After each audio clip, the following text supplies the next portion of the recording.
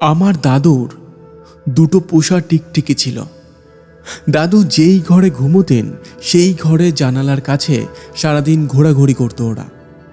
দাদু বলতেন ওরা নাকি মাছ খায়, তাই নিজের পাত থেকে তুলে এক কুচি করে মাছ রেখে দিতেন জানালার তলায়। কখনো রুই, কখনো মাগুর, কখনো বা ভেটকি। মা আমার জন্মদিনে একবার ইলিশ রান্না করেছিলেন। দাদু হেসে বলেছিলেন টিকটিকি দুটো নাকি খুব খুশি হয়েছে তাতে। দাদু যখন ঘুমোতেন তখন রাতভর ওরা দাদুর মাথার কাছে ঘুরঘুর করত।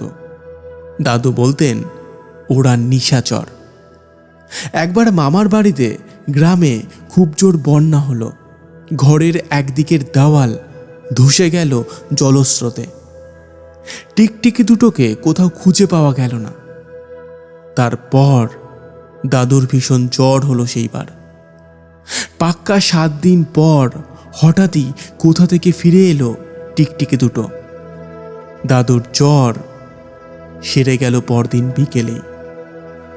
এরপর সেদিন মা খুশিতে আবার ইলিশ রান্না করেছিলেন। রাতভর দাদু আমায় শোনালেন রামায়ণের গল্প। কিন্তু পরদিন সকালে দাদু আর চোখ খোলেননি। সারাটা সকাল থেকে কেঁদে কেঁদে মূর্ছা যাচ্ছিলেন মা। আর বিকেলবেলা দাদুর জন্য বাঁশ বাঁধা হচ্ছিল। একদিকে কর্পূরের গন্ধ, ঘাড়ের পাশে জ্বলছে ধূপকাঠি, আর তার ঠিক পাশেই বসেছিল দুটো টিকটিকি। দাদুকে বাঁশের মাচায় তোলা অবধি ওরা যেন অপেক্ষা করছিল কারো জন্য, কোনো শেষ প্রতিশ্রুতির জন্য।